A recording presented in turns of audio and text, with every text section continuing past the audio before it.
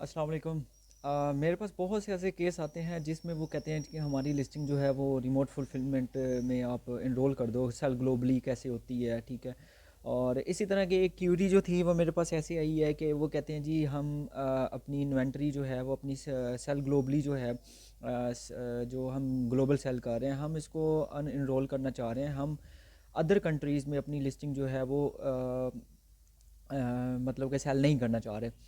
तो ये एक किस्म का आप लोगों के लिए भी ये भी होगा कि कभी कभी ऐसा होता है कि आपकी लिस्टिंग जो होती है वो अमेज़न जो होता है वो ऑटोमेटिक जो होती है वो लिस्टिंग आपकी किसी अदर कंट्री में एक्टिव कर देता है और आपको नहीं पता लग रहा होता है कि आपकी लिस्टिंग भी अदर कंट्री में एक्टिव है। और उस दौरान क्या हो रहा होता है कि आपकी लिस्टिंग अदर सेलर्स जो अदर कंट्रीज़ में होते हैं वो सेल आउट करना शुरू कर देते हैं और फ़ायदा तो उनका होता है, आपका तो कोई फ़ायदा नहीं होता। और आपको आपको जो फीसेस है वो भी पड़नी शुरू हो जाती हैं। लाइक जो आपकी कनाडा में आप अमेज़न यूएसए में सेल आउट कर रहे हैं और आपकी लिस्टिंग जो है वो मैक्सिको और कनाडा में लाइव होती है, तो आपको उसके चार्जेस भी पड़ते रहते हैं। आपकी लिस्टिंग जो होती है वो मैक्सिको और कनाडा में एक्टिव होती है, तो जिसकी वजह से इसको अमेज़न क्या कहता है कि ये रिमोट फुलफिलमेंट जो है वो आप इनरोल किया हुआ है, तो आप रिमोट फुलफिलमेंट के ज़रिए आप अपनी लिस्टिंग जो है वो इस वजह से एक्टिव की हुई। और आपको सेलिंग फ़ी जो होती है $39.99 जो होती है वो ऑलमोस्ट यूएसडी डॉलर जो होते हैं वो आपको पड़ रहे होते हैं। और कनाडा में अलग होती है फीसेस और मैक्सिको में अलग फीसेस होती हैं।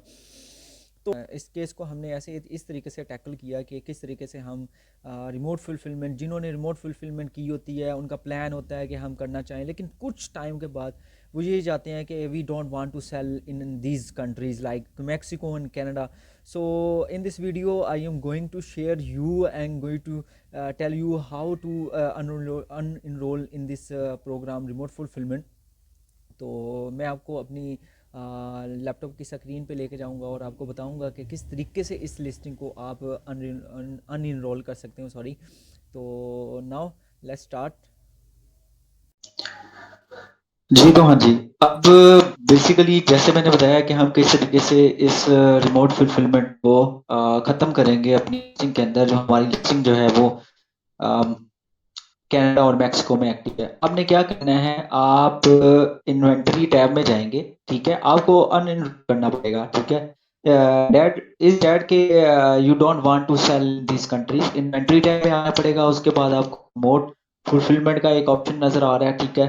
विद एफबीए आपने इसको क्लिक करना है। क्लिक करने के बाद आप क्या करोगे कि यहाँ ना मार्केट एनरोलमेंट्स आते हैं। मार्केट एनरोलमेंट में आप कौन-कौन सी मार्केट है जहाँ जिस-जिस मार्केट में आपने एनरोल किया हुआ है, तो आप वहाँ से ये जो चेक बॉक्स नज़र आ रहा है आपको अनचेक करना पड़ेगा। जैसे ही आप अनचेक कर देगा आपको यह देख सकते हैं एनरोल हुआ हुआ है, ठीक है? अनचेक किया, अनचेक करने के बाद हम क्या करेंगे, हम जस्ट अपडेट करते हैं। Just we need to update it unenroll program. जैसे ही हम इसको अनएनरोल करेंगे तो ये कंट्री से हमारी लिस्टिंग एक तो रिमूव हो जाएगी और हम इस कंट्री से अनएनरोल हो जाएंगे और हमारी जो फीसेस हैं वो भी हमें नहीं पड़ेंगे।